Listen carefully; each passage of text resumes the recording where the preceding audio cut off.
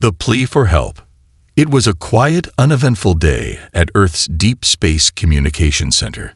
The operators were going about their routine checks when a sudden, unfamiliar transmission broke the monotony. At first, it was dismissed as a minor anomaly, or perhaps interference from one of Earth's far-flung colonies. But as the data cleared up and the message became decipherable, the operators froze in their seats. The voice was calm, yet carried an undeniable urgency. Speaking in flawless English, it repeated a single plea. "Help us. We are dying." The center erupted in activity. Operators ran diagnostics, checked transmission origins, and triple-checked the data. The message was traced to a distant region of space, over 10,000 light-years away. But what stunned the operators most wasn't the plea itself. It was the unmistakable signature of a highly advanced alien species. Within hours, the United Defense Council convened in Geneva. Leaders, scientists, and military commanders from across the globe crowded into the underground chamber. The room buzzed with tension as Admiral Carson, a grizzled veteran with decades of service, stood before the council. With a deep breath, he played the full message. A hologram flickered to life in the center of the table. The figure was tall and slender, with elongated limbs and skin that shimmered like liquid metal under faint light. Its large, almond-shaped eyes radiated intelligence and sorrow as it spoke. "People of Earth," the alien began, its voice measured and clear. "We are the Xiphorians, an ancient civilization spanning 19 star systems. But we are no longer what we once were. The Ragnar have come, a species bent on eradication. They do not conquer. They destroy. Entire planets reduced to ash. We turned to the others for help, the alliances we believed in. They refused. We have no allies, no hope. You, humanity, are our last chance." Gasps rippled through the chamber. Humanity was still a newcomer on the galactic stage, barely scratching the surface of interstellar exploration. Why would such a powerful and ancient species turn to Earth for aid? The alien continued. "We have watched you, study your history. Your people have faced impossible odds and triumphed. You survive where others falter. We offer all the technology and knowledge we possess as payment, but we ask not for your greed. We appeal to your hearts. Will you help us?" The room fell into an uneasy silence. President Ilara Munro, a sharp and pragmatic leader, leaned forward. "What's our fleet status?" she asked. General Everett replied grimly. "Our modern fleet is stretched thin. Nearly all ships are deployed to protect Proxima and Alpha Centauri from the border skirmishes with rogue factions. The only ships available are—" He hesitated. "Are what, General?" The president pressed. "The old ones, Madam President. The relics. Ships from an era long past. 15 combat-capable vessels, the youngest being over 30 years old. They're slated for decommissioning or museum conversion." Murmurs of disbelief echoed. These ships were relics of the early space age, slower, less advanced, and ill-suited for a fight against a technologically superior foe. Admiral Carson spoke up. "Those old ships, Madam President, were built with railguns, solid armor, and physical missile systems. Unlike modern ships that rely entirely on energy weapons and shields, they operate on brute force. The Ragnar's technology may not be prepared for such primitive methods." "Primitive," Defense Minister Halley scoffed. "We be sending a fleet of antiques to face annihilation. It's suicide." "Perhaps," interjected Dr. Evelyn Park, a renowned astrophysicist and strategist. "But there's an advantage to being underestimated. If their defenses are optimized for advanced energy weapons, they might overlook something as basic as physical projectiles." President Monroe rubbed her temples, visibly weighing the impossible choice. The council was split.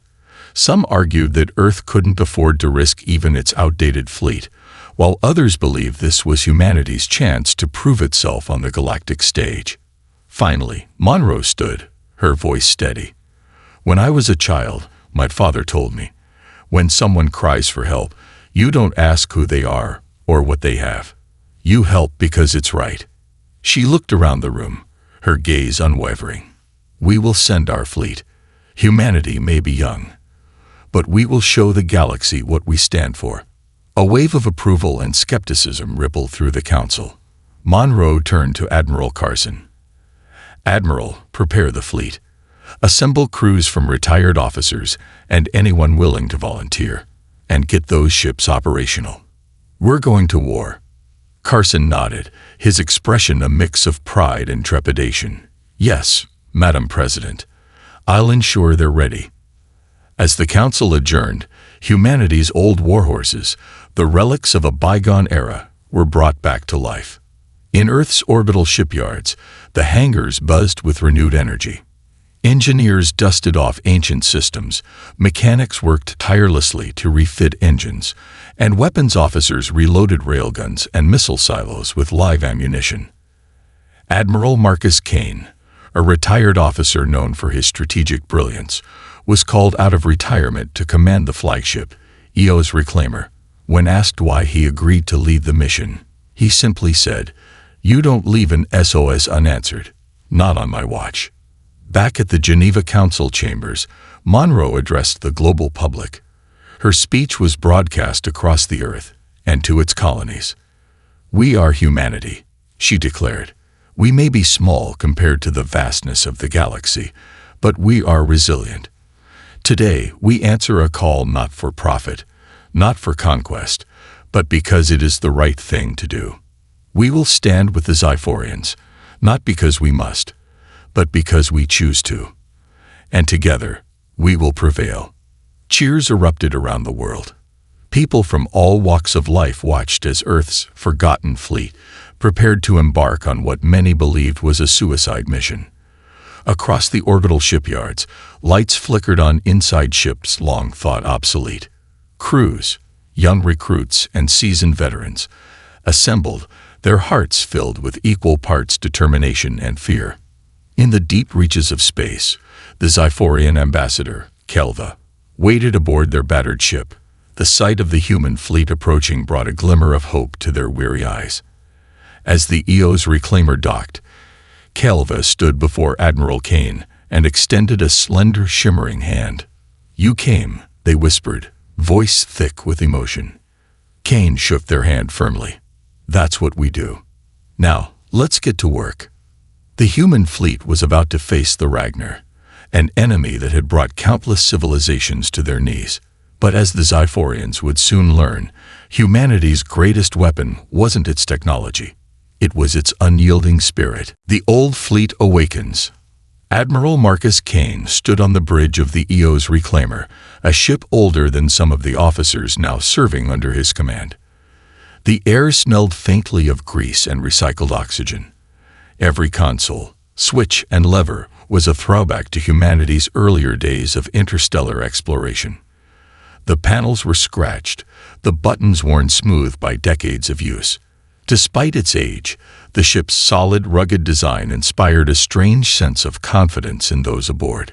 "This ship's a relic, Admiral," remarked Lieutenant Sophia Jung, the young navigation officer, as she studied the outdated star charts on her console. "But it feels solid, like it won't break no matter what we throw at it." Kane chuckled. "That's the thing about these old ships, Lieutenant. They were built to last. Back in their day, engineers didn't rely on AI to compensate for structural weaknesses. Everything here was over-engineered because failure wasn't an option." Zhang nodded, still marveling at the simplicity and reliability of the controls before her. Across the fleet, similar scenes unfolded. Crews were adapting to ships that demanded manual operation, where instincts and skill mattered more than automation. Preparing the fleet, the human fleet consisted of 15 ships, each with its own unique story and legacy. There was the ironclad Horizon, an old destroyer known for surviving skirmishes with pirate factions in the outer colonies. The Celestial Hammer, a battleship once deemed indestructible, had its armor reinforced with layers of tungsten and titanium. And then there was the EO's Reclaimer, the flagship, whose name had become a rallying cry for those determined to fight for survival and honor. In the orbital shipyards, retired officers and mechanics worked tirelessly to ready the fleet. Railguns were calibrated, missiles loaded, and ancient engines coaxed back to life. Ammunition stockpiles, long abandoned in forgotten storage facilities, were brought up to operational standards. Dr. Evelyn Park, who had volunteered to serve as the fleet's tactical advisor, walked through the engineering decks of the EO's reclaimer. She was amazed by what she saw. Crews were mixing old methods with new insights, integrating small advancements in power distribution, and targeting software without compromising the ship's reliability. It was a delicate balance, but it worked. These ships weren't built for elegance or efficiency, she explained to Admiral Kane during a briefing. They were built to take a beating and keep going. If the Ragnar rely on energy weapons, our solid tungsten rounds might just be their Achilles heel. The Zyphorian warning. On board the EO's reclaimer, the Zyphorian ambassador, Kelva, shared what little intelligence they had on the Ragnar. A holographic map displayed the ruins of their fallen worlds, showing the path of destruction that the Ragnar had carved through their star systems. They do not fight like you, Kelva explained, their voice heavy with sorrow. Their technology is unmatched. Their ships are fast, their shields impenetrable to energy weapons, and their weapons can obliterate fleets with terrifying precision. Admiral Kane leaned forward, studying the map. What about their weaknesses? Every enemy has one. Kelva hesitated before responding. The Ragnar's greatest strength is also their flaw. Their technology is designed to counter advanced systems, energy signatures, plasma weapons, and AI-controlled defenses. They do not account for what they consider primitive. It has been centuries since they encountered anything resembling your fleet's technology. That's good news for us, Kane said, turning to his officers. If they don't expect us to fight like this, we've already got the element of surprise. Kelva frowned.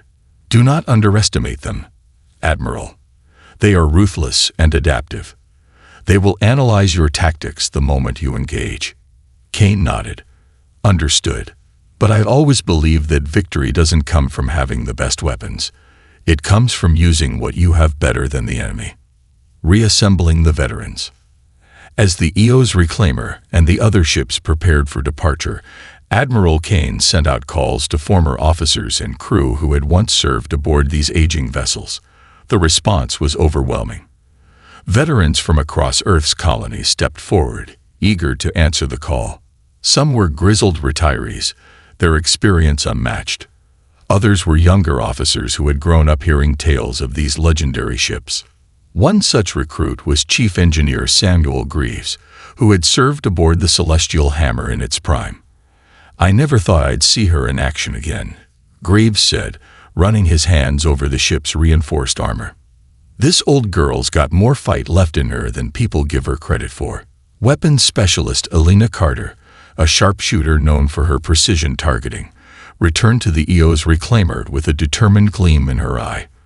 Railguns don't care how fancy your shields are, she quipped during a crew briefing. A 20-kilogram slug traveling at Mach 10 will punch through just about anything. The journey begins. After weeks of preparation, the fleet was finally ready. The ships gleamed under the light of Earth's sun, their hulls battle-scared but resolute. Crews stood at attention, their resolve unwavering as they prepared to face the unknown. Admiral Kane, Captain Zora Malik, Kane's second-in-command, spoke as she handed him the fleet's final readiness report. The ships are operational, and the crews are prepared. We're ready to depart. Kane nodded, his gaze sweeping across the bridge. Good. Let's give the Ragnar a fight they'll never forget. The fleet set course for Zyphorian space, their ancient engines humming with renewed purpose. As the ships left Earth's orbit, millions watched from the planet's surface, cheering and praying for their safe return. First contact with the enemy. The journey to Zyphorian territory took several weeks. Along the way, the crews trained relentlessly, running combat simulations and practicing maneuvers. The old systems demanded precision and coordination, qualities that Kane's hand-picked team excelled in. As they approached their destination, The mood grew tense. Long-range sensors picked up faint signals, evidence of recent battles. The debris fields of destroyed Zyphorian ships floated in the void, grim reminders of the Ragnar's merciless efficiency. "They're close," Lieutenant Jung reported, her voice tight with apprehension. "We're entering contested space." Admiral Kane stood from his chair, his voice steady. "All ships, go to combat alert. This is what we've prepared for. Stay sharp and trust your training." The fleet advanced cautiously, their railguns loaded and their crews on edge. The old ships moved with a deliberate grace, their thick armor and physical weaponry a stark contrast to the sleek energy-based technology of the Ragnar. As the human fleet emerged from a dense asteroid belt, they came face to face with their first enemy patrol, a trio of Ragnar warships. The alien vessels were sleek and angular, their hulls glowing faintly with energy shields. They moved like predators, their weapons glowing ominously. "They've spotted us," Captain Malik reported. "What are your orders, Admiral?" Kane's eyes narrowed. "Let's show them what these old ships can do. Target their engines and weapon systems. All ships, fire on my command." The battle was about to begin, and humanity's forgotten fleet was ready to prove its worth. The Ragnar would soon learn that underestimating humanity was a fatal mistake. The first battle. Admiral Kane gripped the armrest of his chair as the bridge of the EO's reclaimer came alive with the sounds of preparation. Klaxons blared, and the crew snapped into action. The Ragnar warships loomed ahead, their sleek, angular forms bristling with weaponry. Their glowing energy shields shimmered like a protective aura, daring anyone to challenge them. "All ships, hold position," Kane ordered, his voice calm and steady. "Let them come to us." The Ragnar ships moved with an almost predatory grace, their movements precise and calculated. It was clear they had identified the human fleet, but their response was hesitant. "They're scanning us," Lieutenant Zhang reported from her station. "They're probably confused. We don't match any known energy signatures." Kane smirked. "Let them wonder. They've never seen anything like us before." The trap is set. The human fleet remained eerily silent, their systems running on minimal power to avoid detection. The ship's thick metal hulls and lack of energy emissions made them appear as little more than floating debris on the Ragnar's advanced scanners. It was a calculated risk, plain dead while the enemy moved into striking range. "Admiral, the Ragnar are splitting up," Captain Malik said, studying the tactical display. "Two ships are flanking us, and the third is moving directly toward the EO's reclaimer." "They think we're helpless," Kane replied, his tone grim. "Good. Let's show them how wrong they are." The Ragnar ships closed in, their weapons glowing with ominous energy as they charged up for a devastating opening volley. Kane waited, his hand hovering over the command console. The crew held their breath, the tension on the bridge palpable. "Hold," Kane said, his eyes fixed on the tactical display. "Hold." The lead Ragnar ship moved within 5,000 kilometers, its glowing shields rippling like a predator ready to strike. Finally, Kane gave the command. "Now, all ships, open fire." The power of simplicity.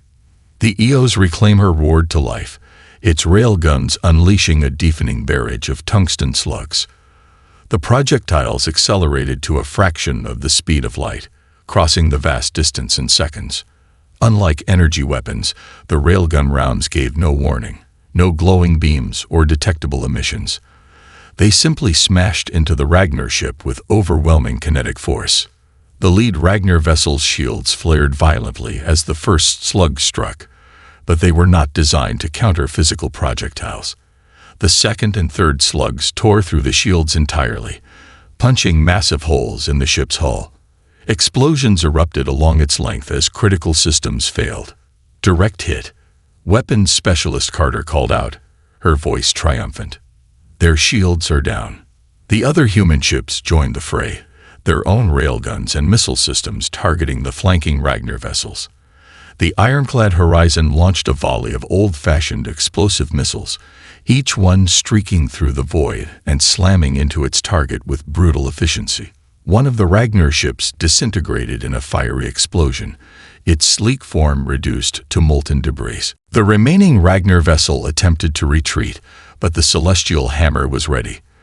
With a calculated barrage, it disabled the enemy's engines, leaving it adrift and vulnerable. The Eos reclaimer delivered the finishing blow, a single railgun round that shattered the ship's core and sent it spinning into oblivion. Aftermath and reflection. The battle was over in minutes, but its impact was monumental. The human fleet had emerged victorious without sustaining a single casualty. On the bridge of the Eos reclaimer, the crew erupted into cheers, their disbelief giving way to pride.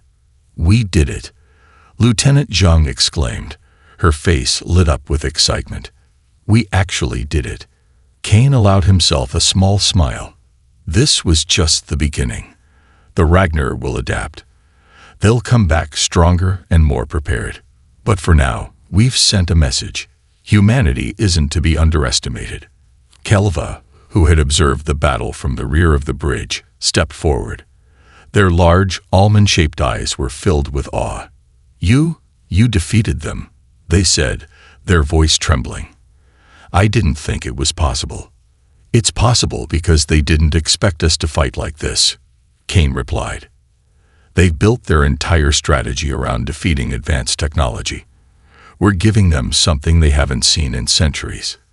Kelva nodded slowly. "Your ingenuity, your resilience, it is extraordinary.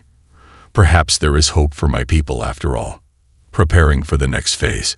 Despite the victory, Kane knew there was no time to rest.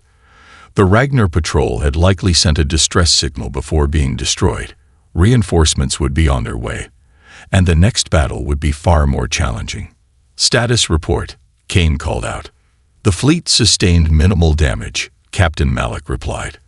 "A few minor hull breaches, but nothing we can't repair. Ammunition supplies are holding steady." "Good," Kane said. "I want all ships resupplied and ready for action. We're moving deeper into Zephyrian space. The Ragnar need to know that we're not just here to survive. We're here to fight." Kelva approached again, their expression one of cautious optimism. "Admiral, there is a Zephyrian outpost not far from here. It was abandoned after the Ragnar attacked, but it may contain resources and intelligence that could aid your efforts." "Then that's our next destination," Kane said decisively. "Lieutenant Zhang, plot a course." "Aye, Admiral," Zhang replied, her hands flying over the controls. As the fleet moved out, Kane gathered his senior officers for a briefing. Around the table sat Captain Malik, Weapons Specialist Carter, Chief Engineer Greaves, and Dr. Evelyn Park. Each carried the weight of their roles, but their eyes were filled with determination. "The Ragnar won't underestimate us again," Kane began. "Next time, they'll come in force. We need to be ready."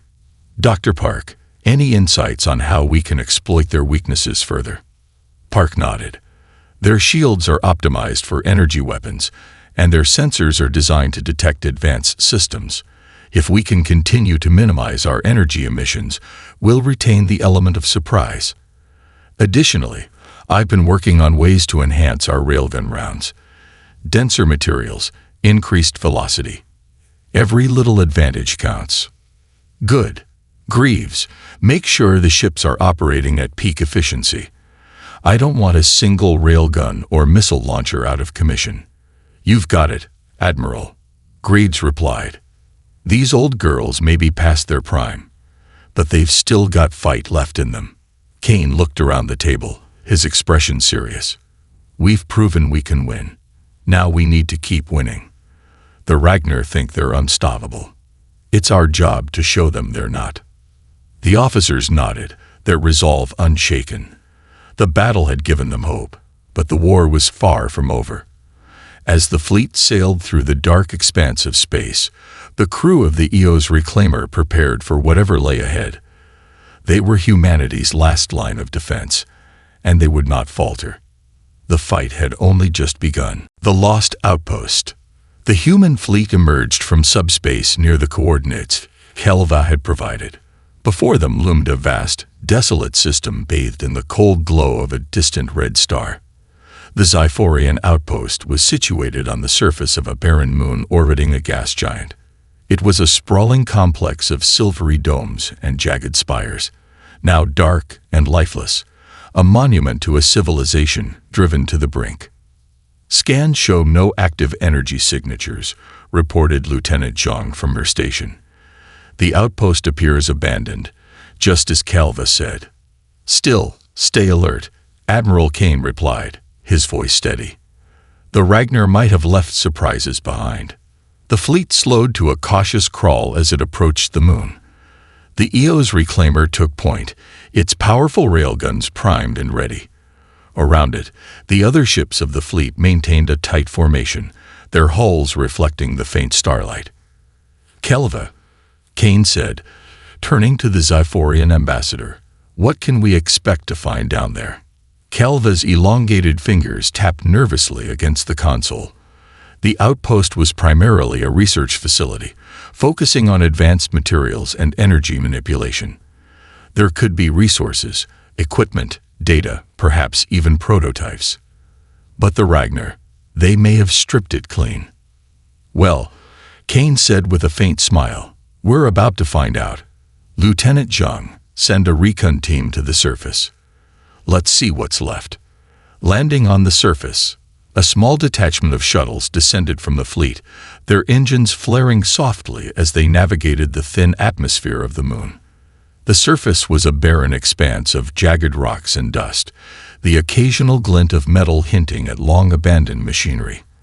The outpost loomed ahead, its towering spires casting eerie shadows across the lunar landscape. The lead shuttle, piloted by Captain Zura Malik, touched down near the central dome. The landing site was strewn with debris, shattered equipment, collapsed structures, and the unmistakable scorch marks of a battle.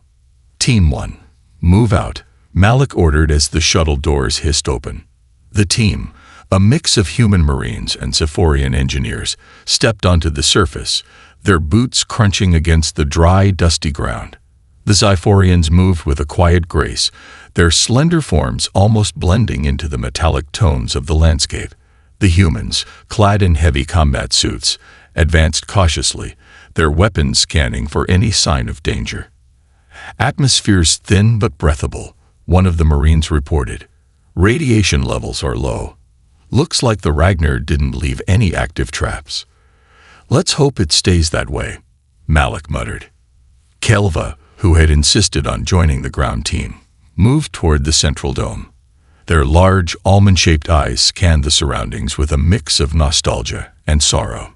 This place was once alive, they said softly. It was a beacon of hope for my people. Now it's silent. Malik placed a reassuring hand on their shoulder. We'll find something useful here. Let's keep moving. Discovering the vault. Inside the central dome, the air was cool and still, carrying the faint metallic tang of disuse. The walls were lined with consoles and displays, most of them shattered or dormant. The team spread out, their flashlights cutting through the dimness. Calva, where would the main data core be located? Malik asked. Calva pointed toward a spiral staircase leading downward, beneath the dome.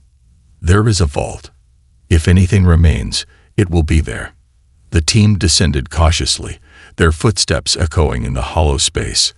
At the bottom of the staircase, they found a massive reinforced door, its surface etched with intricate Xiphorian symbols.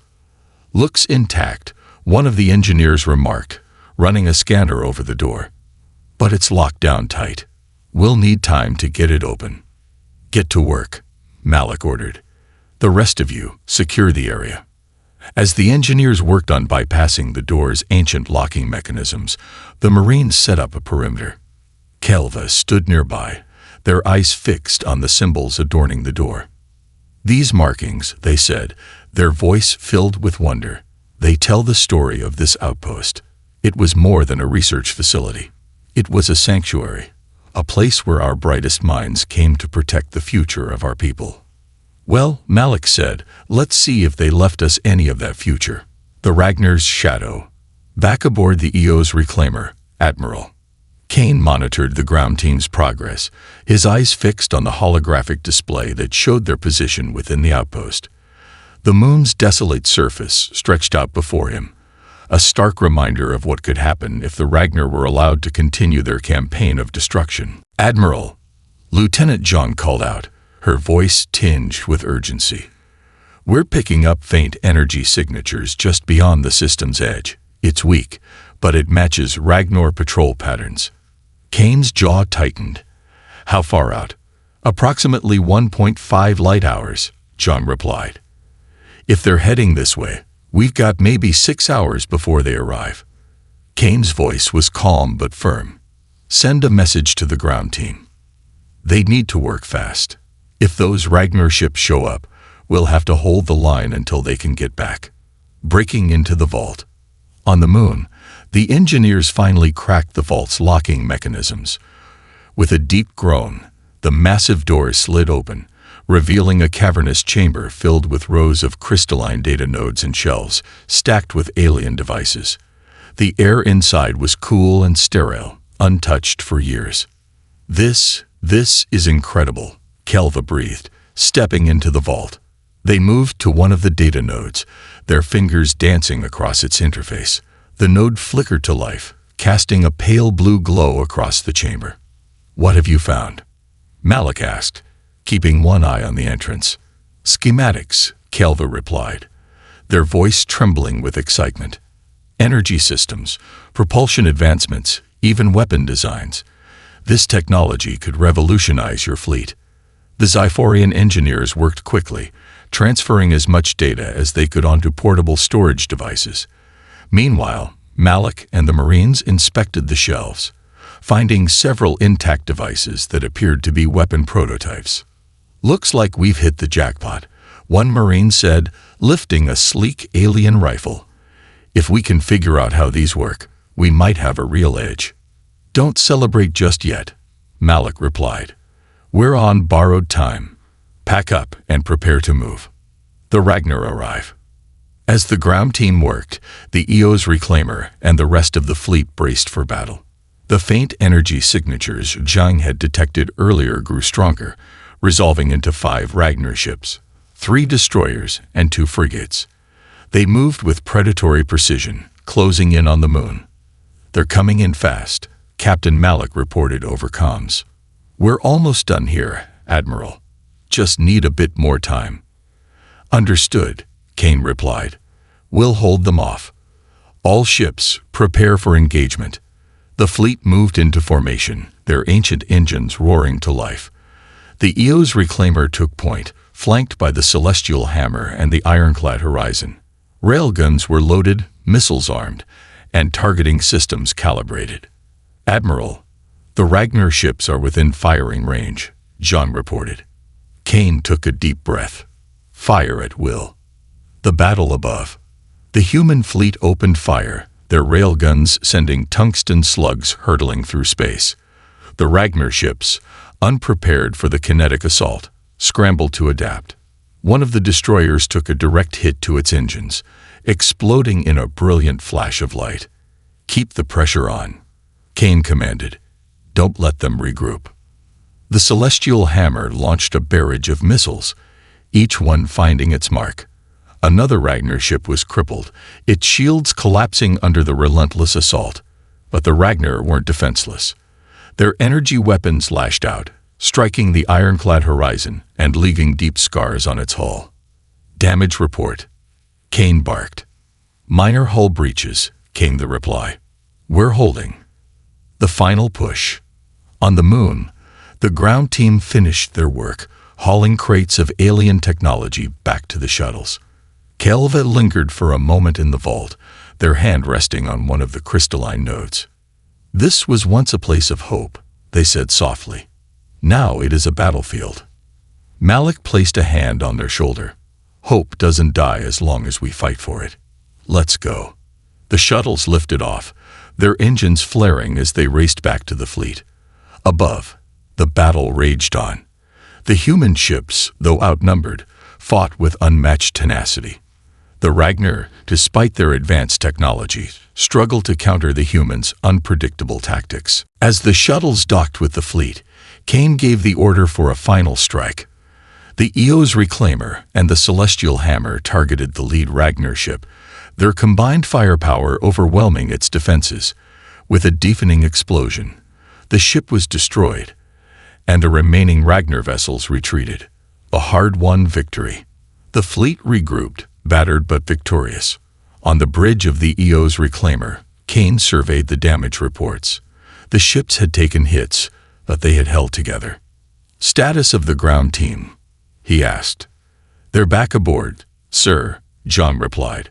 "We recovered significant data and technology from the outpost." Kane nodded. "Good.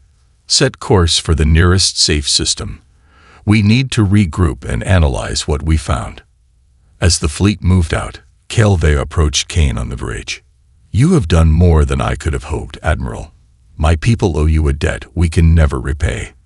Kane shook his head. "We're not done yet. This was just one battle. But it's a start." The fleet disappeared into subspace, leaving the desolate moon behind. In its wake, the embers of hope began to flicker anew. The strategy of shadows. As the human fleet sailed through the black expanse of space, Admiral Kane convened a war council aboard the Eos Reclaimer. The ship's conference room was filled with his senior officers and key personnel, including Captain Zora Malik, Dr. Evelyn Park, Chief Engineer Samuel Greaves, Weapons Specialist Alina Carter, and Kelva, the Zyphorian ambassador. The atmosphere was tense but purposeful. Around the table, a holographic map of Zyphorian space displayed their current position and the movements of the Ragnar fleets. The data recovered from the outpost was being decrypted and analyzed by Dr. Park's team, but even the preliminary findings were promising. "These schematics," Park began, gesturing to the holographic display, "detail advanced energy manipulation technologies, including shield disruptors and propulsion systems that could dramatically improve our ship's performance. But implementing these upgrades will take time. Time we may not have." "How long are we talking?"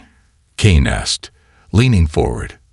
"With the resources we recovered, we could retrofit the fleet in about 2 weeks," Park replied. "But the Ragnar won't give us that kind of breathing room." Kelva nodded gravely. "The Ragnar will send reinforcements, and they will adapt. Their pride won't allow them to suffer another defeat. They'll come at us with everything they have. That's why we're not going to wait for them to come to us," Kane said, his voice resolute. "We're going to take the fight to them." A bold plan. The room fell silent as Kane outlined his strategy. Using the data retrieved from the outpost, they had identified a Ragnar forward operating base situated in a dense asteroid belt on the edge of Zyphorian territory. The base was a critical supply hub for the Ragnar fleet, responsible for refueling and rearming their warships. "If we hit that base," Kane explained, "we'll cut off their supply lines and force them to divert resources to defend their position. It'll buy us the time we need to retrofit the fleet. Attacking an entrenched position in an asteroid field is risky," Malik pointed out. "Their sensors may struggle to track us, but the terrain will be just as dangerous for us." "True," Kane admitted, "but it's also our best chance to level the playing field. The Ragnar rely on their technology and superior firepower. We rely on ingenuity. If we can lure their ships into the asteroid field, we can use the environment against them." Kelva looked skeptical. "The Ragnar are not fools, Admiral. They will not simply walk into a trap. That's why we'll give them a reason to," Kane replied with a faint smile. "Dr. Park, how soon can we rig decoy signals to make it look like we have a larger fleet?" "Give me 48 hours, Park said confidently. "We'll set up signal emitters on drones and old ship hulks. To the Ragnar, it'll look like we've brought an armée." "Good," Kane said. "Here's the plan. We'll use the decoys to draw their attention, then hit their base with everything we've got. The asteroid field will do the rest." Into the asteroid belt. the fleet arrived at the outskirts of the asteroid belt 2 days later. The colossal rocks drifted in a chaotic dance, illuminated by the faint light of a nearby red dwarf star. The environment was treacherous, with jagged asteroids colliding and breaking apart in random intervals. It was the perfect battleground for Kane's strategy. "Deploy the decoys," Kane ordered. Across the fleet, drones and old ship fragments were launched into the asteroid field, each equipped with emitters broadcasting false energy signatures. To any scanner, it would appear as though a massive fleet was gathering within the field. "Signals are live," Park reported. "The Ragnar will see an armada." As the decoys activated, the fleet moved into position, hiding behind larger asteroids to avoid detection. The ships powered down non-essential systems, reducing their energy signatures to near invisibility. "Now we wait," Kane said, settling into his chair. "The Ragnar take the bait." It didn't take long for the Ragnar to respond. The forward base, a massive station bristling with weaponry, sent out a distress signal. Within hours, a fleet of Ragnar warships arrived, 7 in total, including 2 heavy cruisers. "They've taken the bait," Jean reported. "They're scanning the decoys." Kane watched the tactical display, his eyes narrowing. "Let's see how curious they are." The Ragnar ships advanced cautiously, their sensors prodding the decoy fleet. When nothing responded to their scans, they began moving toward the asteroid belt, their formation tight but predictable. "Just as planned," Kane muttered. "All ships, prepare to engage. Stick to your positions and wait for my command." The human fleet remained hidden, their railguns loaded and their crews tense. The Ragnar ships entered the asteroid field, their shields flaring as they brushed against smaller rocks. "They're splitting up to navigate the terrain," Malik observed. "This is our chance." Kane's voice was firm. "All ships, open fire." The ambush. The human fleet erupted into action.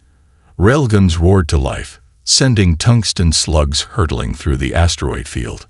Missiles launched in coordinated volleys, weaving through the chaos to strike their targets. The Ragnar ships, caught off guard, scrambled to respond.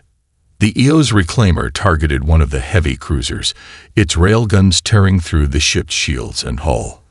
The Celestial Hammer and Ironclad Horizon focused on the smaller frigates, their combined firepower overwhelming the enemy's defenses. "Direct hits on the lead cruiser," Carter shouted from her station. "Its engines are down." The asteroid field became a deadly ally for the humans. Rocks collided with Ragnar ships, damaging their shields and forcing them into vulnerable positions. One frigate was crushed between 2 massive asteroids, its advanced hull no match for the sheer force of the collision. The Ragnar fought back with their energy weapons, but the human ship's thick armor absorbed the brunt of the damage. The chaotic environment made it difficult for the Ragnar to coordinate, while the humans, with their simpler systems and tactical ingenuity, thrived. Striking the base, as the battle raged, a smaller contingent of human ships, led by the Ironclad Horizon, broke off to attack the Ragnar base. Using the cover of the asteroid field, they approached undetected and launched a devastating barrage of missiles. The station's defenses, designed to repel energy-based attacks, faltered under the kinetic assault. Railgun slugs tore through its outer layers, and explosions rippled across its surface. "Base defenses are down," Graves reported. "We've got a clear shot at their fuel reserves." "Take it," Kane ordered. A final volley from the Ironclad Horizon struck the base's fuel storage, triggering a massive explosion. The station erupted in a fiery chain reaction, sending debris spiraling into the asteroid field. A hard-won victory. With the base destroyed and their fleet in disarray, the remaining Ragnar ships retreated. The human fleet, though battered, had once again prevailed. On the bridge of the Eos Reclaimer, Kane allowed himself a moment of relief. "Status report." "Minor damage to several ships," Malik replied. "No casualties. The base is completely destroyed." Kelve approached, their expression one of awe and gratitude. "You've done what my people believed impossible." The Ragnar are vulnerable. You've given us hope. Kane nodded. Hope is just the beginning. Now we need to rebuild, retrofit, and prepare for whatever comes next. As the fleet regrouped and began the journey to a nearby safe harbor, the crew knew they had achieved something extraordinary. The Ragnar, for all their power and arrogance, had been outmaneuvered by humanity's courage, ingenuity, and determination. The war was far from over, but the tide was beginning to turn.